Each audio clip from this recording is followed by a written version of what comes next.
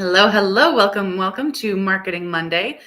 It is that time of year again. It is November 20th as I am recording this. It is just a little over a week until Thanksgiving, which I can't even believe. So, while a lot of us are celebrating the holidays, and I hope you are too, in whatever way that means for you, for those of us who own our own businesses and or maybe we're at the executive level and we go, oh, we have certain goals we have to meet for our business next year. Yeah, how are we going to do that?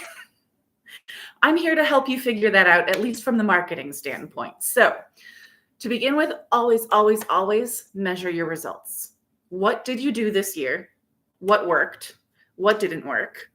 What kind of worked and might have better results if you put a little more effort into it or tweak something? And what do you just need to trash? So, things to consider. How much traffic did your website get? Where did most of that traffic come from? What search terms are you ranking for? How much time are people spending on your website? Which pages are getting the most traffic? How many pages do people visit on your website before clicking away or scheduling a consultation?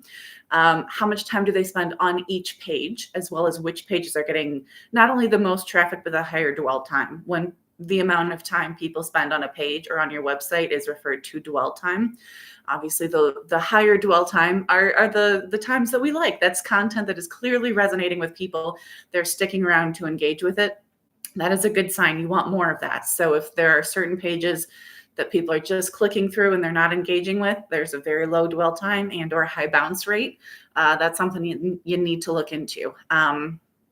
Which pages get the most traffic and which pages are having the higher dwell time. And then there's your newsletter, right? So Homebase is your website. And then after that, you can look at your newsletter. So your open rate, your click-through rate, how many subscribers do you have? Has your subscriber rate grown or shrunk over the past year? If so, how much? And where are most of your new subscribers coming from? Last but certainly not least is social media. Has your audience grown or shrunk over the past year? If so, how much? If it has grown, which activities have helped you grow your audience? What's the engagement rate on your posts? Which posts and which types of posts are getting the most engagement? Who's engaging with your posts? This is a big one I was just looking at with a client because we had posted something on her LinkedIn for her, and it looked like a lot of other people who do what she does were the ones engaging with it. And I am totally guilty of that too. I will follow other marketers on LinkedIn and comment on their stuff because it's easy, right? They're talking about my jam. They're talking about the kind of stuff that I talk about and love to talk about. So of course I'm going to comment on their stuff. I'm not who they're trying to reach though, am I? They're trying to reach their ideal clients. So look at whether you're actually getting in front of your ideal clients. And then, of course, you have all of the other things, podcasting, guesting on podcasts, guest blogging, webinars, speaking events, networking, cold outreach, press releases. As an example, I have been doing a webinar every month for the past 2 years, at least, if not 3, because I used to get really good results from it. And this year, I don't think I've gotten a single client from any of the many webinars that I've been doing. So I'm not going to do them anymore because it's not working. So that's an example. It's really that simple. Where are the numbers coming from? What are the numbers telling me? If the numbers are telling me this isn't worth it, all right, let's move on to the next thing. So let's move on to the next thing. The next thing is your business goals for 2025. What do you want to achieve? How will you measure success, right? Because in another 12 months, we're going to have to be right back here going, okay, what worked and what didn't? And in order to do that, you're going to need metrics. You're going to need to know, did we reach our goal? Did we come close to reaching our goal? Were we nowhere in the same ballpark, right? You got to have a certain metric that you can measure so you can know that. It can be a certain number of clients. It can be a certain amount of revenue. It could be landing the biggest client you've ever landed. And then figuring out who are your ideal clients. If you just want to do more of the same that you've been doing, you just want to do it. Maybe you just want to keep doing the same. Maybe you don't even want to grow. You just want to keep where you're at. Great. Figure out what you can keep doing to stay where you're at instead of shifting. But if you want to shift, does that also shift your ideal client? Maybe you no longer really want to work with the people you've been working with.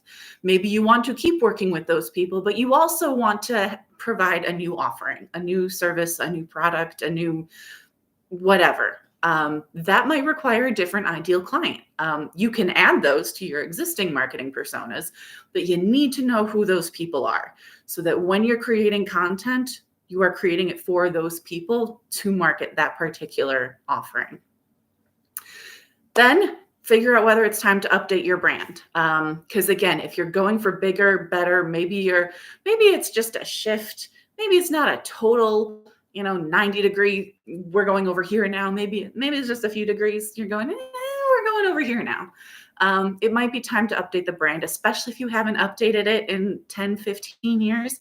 Definitely time for at least a refresh. If you've ever looked at I saw something not too long ago about Pepsi's logo over the years, and it has changed. Like when you see them side by side, you go, oh yeah, it's the same basic shape of the circle with the red, white, and blue. That has never changed, but the lines have changed. The sharpness of the colors has changed. It's a subtle change, but it has definitely changed over the years. And it's been multiple times because that company's been around for how many decades now? So look at your own brand. If you are doing a complete shift, maybe it's time for a complete brand refresh. I know I have a friend who's doing that. She was offering one thing and she's like, you know what? Right now, I'm going to go and start doing this completely different thing right now. So it's a total brand refresh. It's a new company name. It's a new logo, new everything. You might be somewhere in the middle. You might want to just keep doing what you're doing and leave your brand alone. You might want to completely redo it, or you maybe just make an adjustment. Time to put it all together. This is where you figure out, where does your ideal client hang out in person and in real life? What types of content do they consume? What problems do they have? How urgent is the problem? And what are they doing to try to look for information to solve the problem? And then don't forget to build your funnel. Don't forget to think about, again, back to how urgent is the problem. I need a solution now, right? That's very late stage. I need a solution now. I need to hire someone. I need to buy something. I need to do this right now. Versus, it would be nice to solve this problem. Maybe I'll spend a little bit of time surfing the net, looking on YouTube, right? Whatever, looking for these problems, solutions to these problems. That's an earlier stage of the buyer journey. So know what that looks like. Know what the process people are going through when they are ready to buy, what makes them ready to buy, so that by the time they're ready to buy from you. And that's it. That's everything that I have for you. So if you have any other questions, please do reach out. You can read more about this over on my website, AV, as in my initials, Allison Verhalen. That is avwritingservices.com. And you can always reach out to me directly if you have any questions at all at info@avwritingservices.com. That's it. Have a great week and happy blogging and happy business planning season. I love this season personally.